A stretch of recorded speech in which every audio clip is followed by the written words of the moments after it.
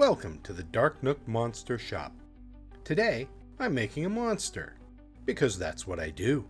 I was out shopping and I found this little tube of pushpin tacks. I wanted the tube, so I bought them. And then I thought, wow, these little pushpins might make really good eyeballs. So naturally I had to build a monster around them. So I look in my junk bin to see what I've got to use for a body, and I have a plastic Easter egg. Conveniently, these little plastic eggs have two little vent holes in the top and bottom, perfect for threading garden wire through. I use a bit of super glue to keep everything in place and bend some more wire around the top to make arms, and we've got a torso. Very professional.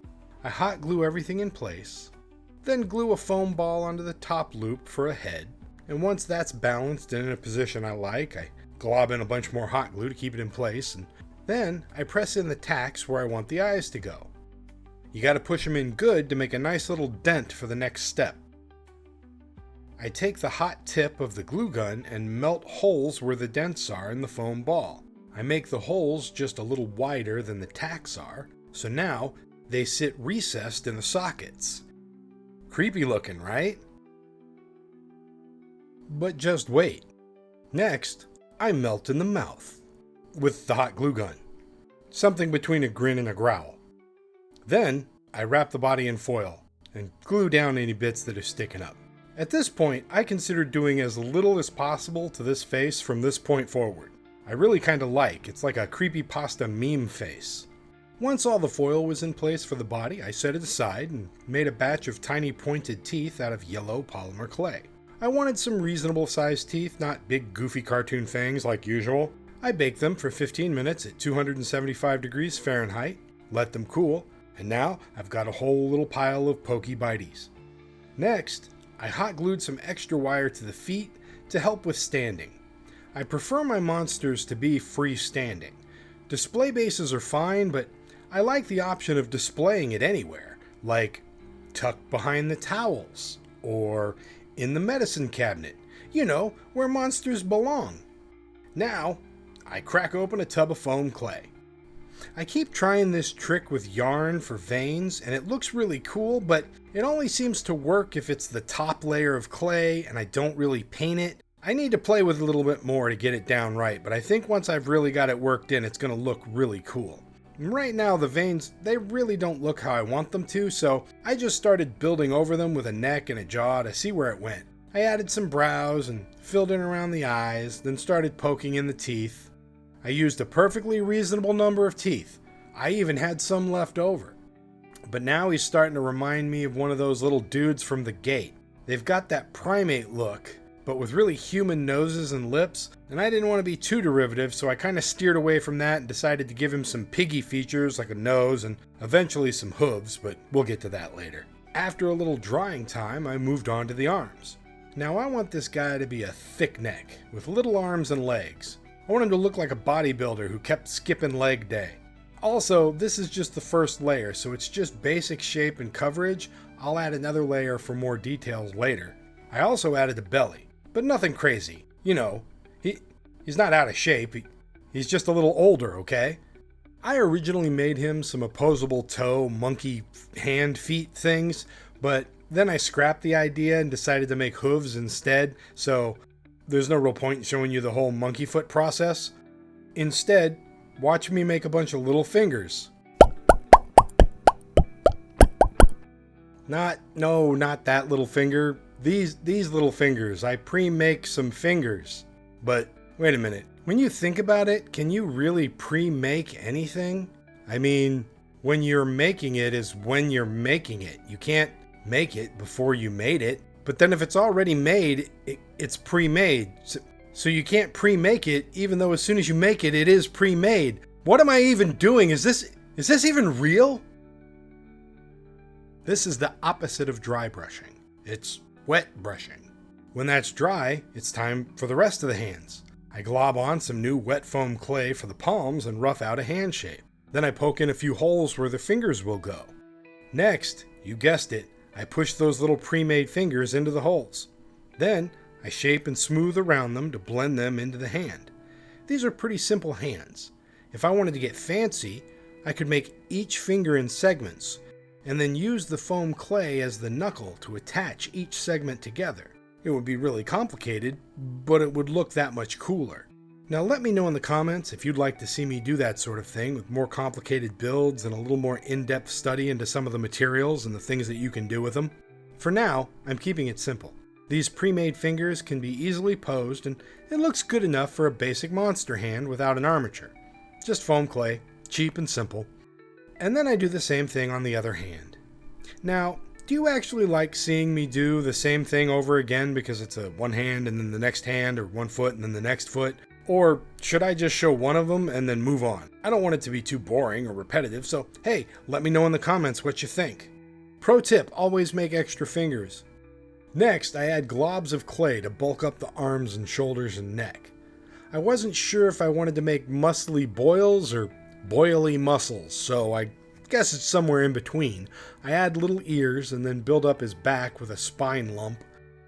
Everything gets blended and smooshed with a clipped chip brush. That's a chip brush with its bristles clipped off. Say that 5 times fast. When foam clay is fresh, it's puffy, but once it sits for a few minutes, it forms a thin skin, like a pudding or a gravy. That's when it holds detail really well. So I go back and I add more definition to the ears and the face. Then I repeat the process for the back and the booty. I build up the shapes, smooth them with water and a clipped chip brush. Then I switch to a smaller brush with firm bristles for detail and texture. Next, I bulk up the chest and give him some big bony clavicles to add to that thick neck look. Then I even that out in the back with some shoulder blades. I mix up some foam clay paste and use it to smooth over and blend in any rough spots. Then I test the balance to make sure that he can still stand on his own. At this point, I wasn't happy with the feet anymore. I wanted them bigger with hooves, which is fine. Another perk of foam clay is that you can just sculpt over what you don't like. So, I cover over the monkey feet and make some simple hooves. Now, if you'd like to see me go more into complicated techniques with materials like foam clay, like the fact that you can cut it away and build over it again, and then cut it away and build over it again to get a pretty impressive layered effect, let me know in the comments. And if I'm asking for too much interaction on this video, feel free to complain about it in the comments. Now when the hooves are done, I cover the whole thing in a layer of foam clay paste. I recently saw art by Ackerman on stream talking about trying to find the perfect hot dog color. Now I don't know if he meant the color of the hot dog before or after cooking, but I think this looks pretty close to a universal raw hot dog color.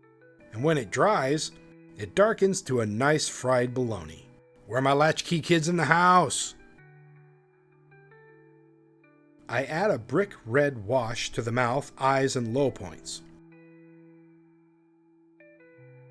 Then I go in with the airbrush and do layer after layer of spatter paint.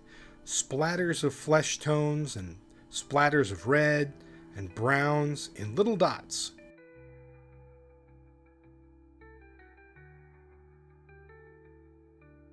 Next, I paint on some ribs. And because I can't help myself, I spend way too long adding tiny details that won't even really show up on camera. Hours of painting for little spots and highlights that no one will see or appreciate but me. So I take a possum break for my sanity. Isn't she cute? Then I come back and paint on more detail. I paint on a bunch of little pink highlights on the raised areas to pop the details. Then the eyes and teeth get a coat of white. Once that's dry, I paint the irises metallic yellow and outline them and the eyelids in thin dark green. The hooves get a coat of black, and then the eyes get pupils. And when it's dry, finally I brush UV resin onto the eyes, the mouth, the nails, and hit it with a UV light to cure. When that's done, little pig monster's all finished.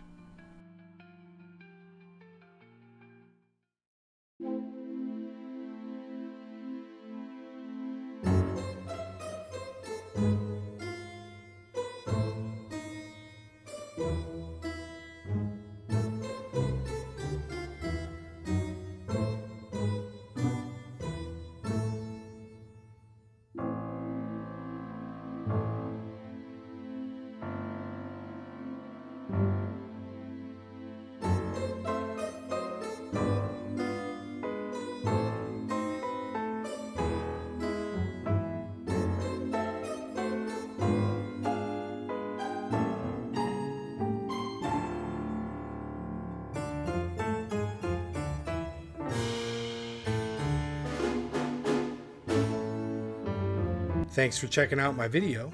Please like, subscribe, and maybe check out one of these other videos.